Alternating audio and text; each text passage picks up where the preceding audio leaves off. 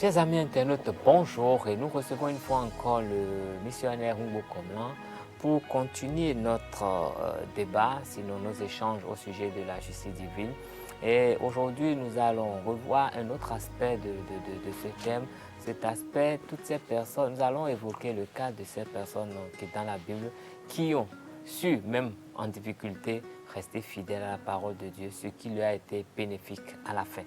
Et il est là pour nous encore ce matin, toujours disponible, le pasteur Humbo Komlan. Il est de la Christian Missionary Foundation. Il est de l'antenne de Bégamin. Christian Missionary Foundation, ça veut dire Fondation Missionnaire Chrétienne. Non. Bon, les gens disent Fondation Missionnaire Chrétienne, mais ce n'est pas comme ça. C'est une agence de mission. Oui. Christian Missionary Foundation est une agence de mission au Nigeria, dans certains pays francophones encore en anglais. Oui. Précis en anglais. Donc on ne traduit pas. Non, nous ne traduisons pas. Bonjour, pasteur. Bonjour. Comment allez-vous? Très bien. Comment va la mission? Bon, la mission va très bien, puisque tout se passe comme on veut. Puisque quand les hommes ne bougent pas, Dieu ne bouge pas. Dieu ne bouge pas. Vous êtes une agence de mission. Oui. C'est quoi la différence avec une église ordinaire? Bon, les églises sont des dénominations alors qu'une agence de mission permet à tout individu que Dieu a appelé d'entrer en activité et d'exercer son ministère. Expliquez-nous un peu plus comment vous fonctionnez. Non, Dieu vous a appelé, votre appel est lié à vous. Vous l'exercez partout où vous pouvez, comme Dieu le veut. On vous permet de le faire comme Dieu vous l'a confié. Et vous, votre rôle, quel est-il? Vous n'êtes pas un berger qui entretient le peuple de Dieu, ou bien vous équipez les gens à devenir bergers? Cela dépend de ce que chacun veut bien comprendre. C'est que, concrètement parlant, l'appel est lié à chaque individu. Et Dieu équipe les gens selon leur appel. Oui. Bon. Quand vous voulez, dans une dénomination, vous empêche de faire ce que vous devez faire, surtout quand ça va contre ce que le sommet est en train de vouloir. C'est une question de vision. Voilà, c'est une question de vision et de mission. Or, quand on dit une mission, c'est des hommes et des moyens, et il doit avoir résultat. C'est le résultat qui nous pousse, alors que certains sont appelés pour aller dans un sens, oui, la prison, les orphelins, ainsi de suite. D'autres sont appelés pour être évangélistes, pour être enseignants, pour être pasteurs, suivant que les gens sont appelés pour quelque chose, c'est ce à quoi ils vont vaquer sur le point où on les a envoyés. Dieu les a envoyés. Et ils appliquent la volonté de Dieu en ces lieux-là. Bon, ce qui compte, c'est faire la volonté de Dieu. C'est faire la volonté de Dieu. Et nous avons remarqué que ne pas faire la volonté de Dieu c'est périlleux. Expose à des sanctions. Vous avez dit que Dieu tire les oreilles. Donc toujours. Dieu peut tirer les oreilles à ceux qui sortent de la volonté de Dieu. Oui.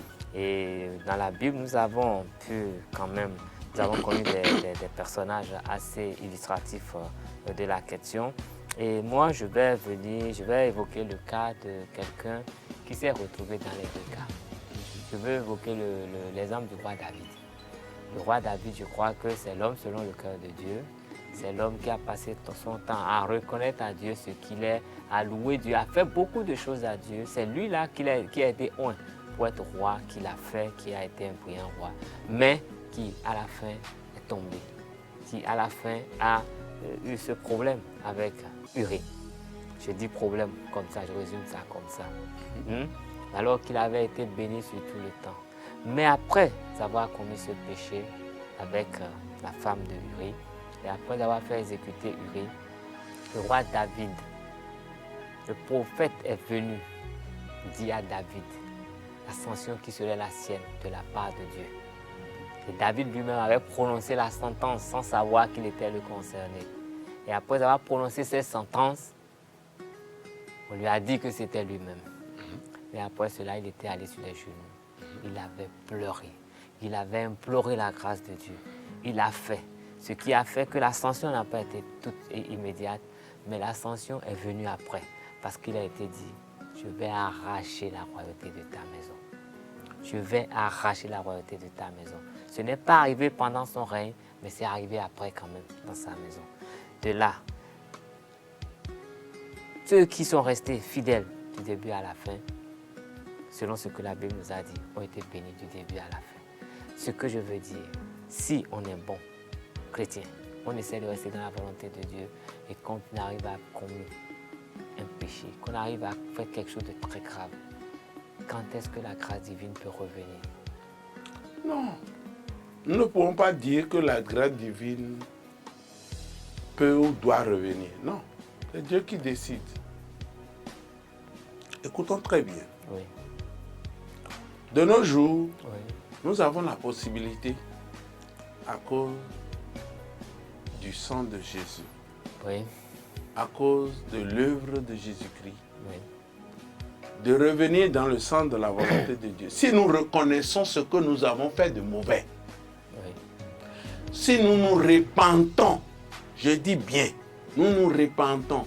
Quand je veux parler, je dis ceci. Oui. Plus jamais ça.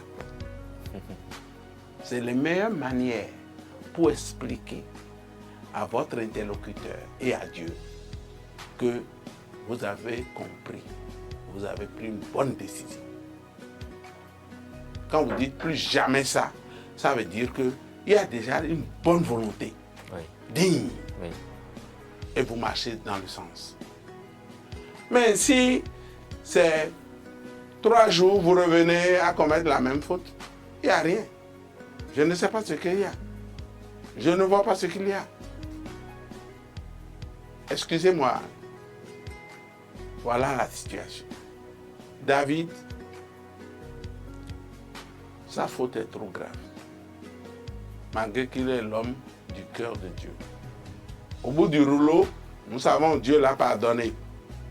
Dieu a arrangé les choses. Parce que il a supplié jusqu'à ce que Dieu l'a pardonné. Mais l'ascension est venue quand même après. Quand on dit il y a faute, mais la faute ne fait pas disparaître l'ascension. La faute, Ne fait pas disparaître l'ascension. donc c'est ça ou bien la grâce ne fait pas disparaître l'ascension. Excuse-moi, même la grâce, celle que Dieu a envoyée, elle nous permet d'avancer davantage. Quand Dieu vous accorde une grâce, c'est pour faire quelque chose. Et quand vous faites la chose, quand vous êtes dans le bon sens, quand vous évitez ce qui peut bloquer la grâce, elle va continuer à couler. Et vous allez en jouir suffisamment. Ça veut dire que les enfants, la postérité de David a continué dans la faute pour que l'ascension... Oui, il a continué dans la faute. Ce que David a fait est trop grand comme faute. C'est-à-dire, il a monté un grand scénario pour détruire Uri. Alors que c'est un vaillant soldat qui ne devait pas disparaître. S'il n'avait pas monté son scénario, non. Comment un chef de guerre va envoyer un de ses soldats aller mourir bêtement de cette manière-là? On l'a placé pour mourir. Placé pour mourir. C'est pas bon. C'est grave. C'est au-delà même du grave, je vais dire. Est-ce qu'on doit comprendre par là Oui. que le mieux à faire, c'est de ne pas tomber en faute Oui. vis-à-vis de Dieu? Il faut Parce que quand nous éviter. tombons en faute vis-à-vis de Dieu, nous pouvons demander la grâce, nous devons faire repentance. La grâce peut venir, mais l'ascension attend quelque part. Est-ce qu'on peut comprendre ça comme ça? Que tu veuilles ou pas, Salomon, pour l'avoir fait, même chose. Non, pour moi, je dis, calme-toi. non, oui, donc, mon interprétation, Oui. c'est que ce qui est arrivé à Salomon Oui. n'était que les dispositions pour que Certes, l'ascension de mais, David... les frères de enfants. Salomon, Oui. les enfants de David, Oui. avant que Salomon ne prenne le pouvoir. Oui. Il faut voir tout ce qui s'est passé. C'est grave. N'est-ce pas toujours l'ascension qui les a amenés C'est toujours à faire ça? l'ascension. C'est toujours l'ascension et ce n'est pas bon. C'est-à-dire, quand vous rentrez en disgrâce, bon, il vaut mieux ne pas rentrer en disgrâce. C'est-à-dire, tout faire pour être dans les bonnes grâces de Dieu. C'est tout ce que je peux Parce dire. que tout faire pour être dans les bonnes grâces de Dieu, c'est ce que vous conseillez. Oui. Mais le roi Ézéchias, Oui, sa mort était annoncée. bien sûr. Et il a prié, il a Oui. défilé ses vêtements. Oui, Sa vie a été prolongée. oui, Mais de cette prolongation de sa vie est né un enfant qui a Oui. apporté le malheur chez lui. écoute-moi. Ce qu'il y a, Oui. beaucoup de gens aujourd'hui, quand vous prenez Joseph, regardez tout ce qui s'est passé là. Oui. Daniel, regardez tout ce qui s'est passé. Oui. Ézéchias, quand vous prenez Donc, je ne parle Ézéchias- pas de ceux-là parce que pour eux, quand on voit, c'est bon, tout est Non, plutôt non, rose. excuse-moi, Ils sont restés fidèles excuse-moi. du début à la fin et la bénédiction était totale. C'est ce que Dieu veut. Quand vous voulez savoir ce qu'il faut faire, allez rechercher ce que Mais je Dieu vous demande, Allez quelle était la rechercher- faute de Ézéchias? Parce que là, je n'ai vraiment pas compris. Sa mort était annoncée, il a prié pour ne pas mourir tout de suite. Il a vécu plus et ça a apporté du malheur. C'est ce que les gens pensent. Moi, je vois la chose autrement. Disons la vérité. Oui. Comme c'est l'Ancien Testament, on veut nous montrer quelque chose au travers de l'Ancien Testament. Oui. La grâce de Dieu n'est pas encore suffisamment complète. Puisqu'elle est suffisamment complète avec l'arrivée de Jésus-Christ. Oui. Ce dont nous pouvons jouir aujourd'hui, ce n'est pas ce dont jouit les David, les Salomon, les Ézéchias. Parce que avec l'arrivée de Jésus-Christ, beaucoup de choses ont changé. Mais disons ceci, Oui. la fin de Ézéchias, Oui. si Ézéchias était c'est-à-dire tel qu'il se comportait jusqu'au moment où il est tombé malade. Et il a persisté dans ce bon sens. Rien n'allait entraver. Le fils qu'il a eu, qui s'est mal comporté, disons ceci, un bon fils, Oui. il imite son père. Je dis bien, un bon fils, il imite son père. Encore faudrait-il que son père lui montre les bonnes choses. Non, il a vu. Quand la chose s'est passée sous tes yeux, c'est pourquoi j'ai dit tout à l'heure, Oui. nous avons régulièrement besoin de réfléchir quand nous voulons poser un acte. Est-ce que nous sommes dans le sens de la volonté de Dieu? Si oui, fais, il n'y a rien de mauvais. Mais dans le sens contraire, ce que tu es en train de détruire dans ta propre vie et autour de toi, tu ne peux pas le mesurer. Maintenant, nous allons parler de ces enfants qui sont restés droits dans leurs bottes, qui sont restés vraiment fidèles à Dieu, qui ont fait la volonté de Dieu du début à la fin. Et je voudrais commencer par Daniel. Daniel qui, malgré qu'il soit allé en esclavage, a refusé d'adorer le Dieu de son maître, a refusé de respecter les lois de son maître, a résisté, à rester fidèle à son Dieu, qui a été sanctionné par la justice divine et il a été jeté dans la fosse au lion. Il en est sorti vivant. D'abord dans la fournaise, il en est sorti vivant. Et par la suite, il a entraîné son maître à adorer son Dieu. Non, il n'a pas entraîné. J'ai dit entraîner. Son comportement Justement. a imposé à son maître revenir à son Dieu. Eh oui, C'est ce que moi je juge. oui, Et quand vous regardez bien, oui. tu as le cas de Joseph en Égypte. Ah, bien sûr, il a été tenté. Un esclave Oui, sous son maître Potiphar. oui, Bon, il a eu des opportunités où il pouvait mal se comporter et pécher. oui, tout à fait. Il dit non. Et chaque fois, il trouve que faire ça, c'est pécher contre mon Dieu. Donc, il reconnaît son Dieu. Dans ces conditions-là, son Dieu aussi trouve que mon fils là, il m'est fidèle, je dois lui être aussi fidèle. Donc Dieu voit tout, peu importe où vous êtes. Donc, aujourd'hui, les enfants de Dieu ne veulent pas savoir ce que Dieu dit d'eux, ce que Dieu veut d'eux, ce que Dieu attend d'eux. Mais plutôt, on se jette dedans, à gauche, à Vous droite. venez d'évoquer trois choses. Ce Oui. que Dieu dit d'eux, ce que Dieu veut d'eux, ce que Dieu attend d'eux. Oui. Comment le savoir? Comment le découvrir? Mais allez devant le Seigneur, c'est pourquoi nous avons Comment besoin aller de devant le naître Seigneur? de nouveau d'abord. D'abord, Oui. de naître de nouveau. Oui, Quand vous naissez de nouveau, oui. vous avez besoin de croître.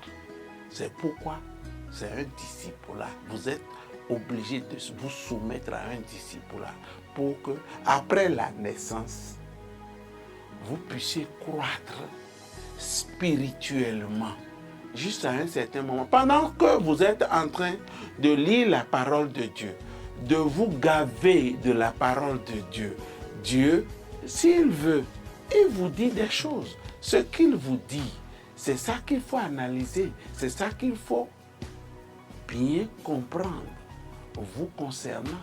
Et c'est ça, entrer dans le centre de la volonté de Dieu. Dieu, il a dit à Abraham, sors de ton pays. Si, au moment où il lui a dit, personne, quel est ce Dieu qui parle? Les gens ont voulu contraindre Abraham à ne pas faire. Mais Abraham a tenu et a obéi. Isaac de même. Jacob de même, devenu Israël. Mais quand nous sommes dans notre contexte actuel, Oui. qu'est-ce qu'on peut Rien conseiller? n'a changé. Qu'est-ce qu'on peut conseiller à nos contemporains? Oui. Hier, j'ai échangé avec un ami qui me disait que la Bible est remplie de contradictions. Oui. Il a fait une autre déclaration, il m'a dit exactement ceci. Vous qui vous dites chrétiens, vous adorez Jésus au lieu d'adorer le Père. Quelle réponse apporter à cela? Pour qu'ils restent fidèles à Dieu dans la volonté de Dieu. D'abord, Oui. nul ne vient au Père sans passer par Jésus-Christ. C'est ce que dit la parole de Dieu. Oui. Donc, dire que j'adore Jésus, c'est lui qui est venu me sauver d'abord, verser son sang. Oui. Et à partir de là, maintenant, je peux avoir accès au Père. Et le même Jésus dit, le Père et moi, nous sommes un. S'ils sont un, tu comprends la suite. L'Esprit de Jésus-Christ étant l'Esprit Saint, et l'Esprit du Père étant aussi l'Esprit Saint. Donc, en adorant Jésus, vous avez la voie de vous approcher et de Dieu le Père et du Saint-Esprit. Tu me comprends? Oui. Et ce qui est plus important, nous avons besoin de comprendre les choses qui nous concernent. Ça ne tombe pas du ciel. Est-ce que vous êtes né de nouveau? Est-ce que vous êtes régulièrement repenti? Je dis bien régulièrement repenti. Vous êtes sorti du péché ou bien vous dites je suis né de nouveau, et tu vis dans le péché. Excuse-moi. Puis ben, pour illustrer un peu ce que vous êtes en train de développer, il me plaît de lire quelques passages dans le livre dans Deutéronome 28. Oui. Parce que dans Deutéronome 28, il y a deux parties. La première partie, c'est les bénédictions. Et la deuxième partie, c'est les malédictions. Oui. Deutéronome 28, au début, nous dit, si tu obéis à la voix de l'Éternel, ton Dieu, en observant et en mettant en pratique tous ces commandements que je te prescris aujourd'hui, l'Éternel, ton Dieu, te donnera la supériorité sur toutes les nations de la terre. Voici les bénédictions qui se répandront sur toi et qui seront ton partage lorsque tu obéiras à la voix de l'Éternel, ton Dieu. Les bénédictions étaient citées. Ouais. À partir du verset 15, il est écrit malédiction. Excuse-moi. Oui. Dès que vous recevez le Seigneur Jésus Oui. et que vous naissez de nouveau, Oui. régulièrement, vous vous repentez. Je dis bien, vous vous repentez. Je le dis une troisième fois, c'est indispensable. Oui. Les gens pensent que ce n'est qu'avec le péché, on va faire avec le péché. Je dis non. Maintenant, dans Galates, c'est bien dit. Christ nous a rachetés de la malédiction de la loi, étant devenu malédiction pour nous. Car il est écrit, maudit est quiconque est pendu au bois, afin que... Oh, quand on dit afin que, Oui. nous sommes devant une conjonction de subordination, Tout à fait. de but. Oui. Donc, tout ce qu'on est en train de dire se trouve dans la principale. Nous sommes d'accord? Oui. Nous sommes d'accord? Oui. Afin que la bénédiction d'Abraham ait son accomplissement. Quelle Oui, bénédiction? Bénédiction d'Abraham. Oui. On n'a pas dit bénédiction de David. Non. On a dit bénédiction d'Abraham et son accomplissement.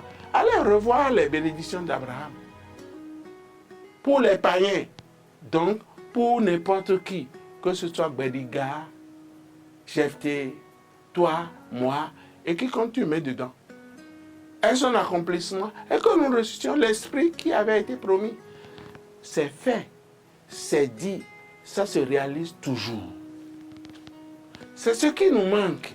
Nous voulons être dans le péché, Oui. et nous voulons les choses de Dieu. Or, Dieu ne peut pas collaborer avec le péché. Je suis saint, soyez saints. Je suis saint, soyez saint, mais je vais continuer. Il y a des malédictions également dans Deutéronome. Mais les malédictions ne nous concernent pas. Mais je veux quand même... Parce que, Oui. écoute-moi, Oui. les malédictions ne nous concernent pas. Oui. Parce que Jésus-Christ a déjà payé le prix. Oui. Pour que les malédictions ne nous atteignent jamais. Je dis bien jamais.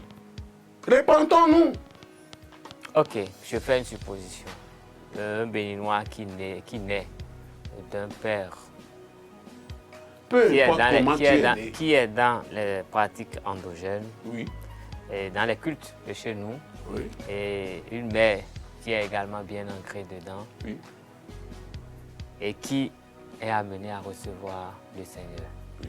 Quel peut être son comportement pour rester un enfant bien avec ses parents et rester dans la volonté de Dieu pour pouvoir bénéficier des bénédictions d'Abraham? Recevoir le Seigneur Jésus est une chose. Oui. Naître de nouveau est une autre chose. Raison pour laquelle vous amenez à naître de nouveau, vous suivre jusqu'à ce que vous naissez de nouveau, est une réalité qu'il faut mettre en application. Vous faire croître dans cette nouvelle naissance est aussi indispensable. C'est ça. Et vous allez voir, je défie quiconque. Les bénédictions d'Abraham doivent s'accomplir. Les bénédictions d'Abraham doivent s'accomplir dans la vie de quiconque. Et vous devenez riche dans votre domaine. Je n'ai pas dit, vous allez devenir talent ou bien Dangote. Non, ce n'est pas ce que j'ai dit. Mais vous êtes riche dans votre domaine. Vous avez compris, les bénédictions d'Abraham sont à votre portée. La richesse est à votre portée. Mais il y a deux conditions. Recevoir le Seigneur Jésus et être disciple. Sinon, il faut tout faire pour croître dans le Seigneur en s'accrochant à la parole de Dieu. Faites l'essai et vous verrez, vous serez bénis en toutes choses. Vous serez la bénédiction de votre entourage. Vous serez la bénédiction de votre nation. Vous serez la bénédiction de votre famille, de tout ce qui est autour de vous. Oui. Si vous l'avez compris, je vous remercie d'avoir été là. Merci au missionnaire Hugo Comlan qui nous a entretenus sur la question. À la semaine prochaine.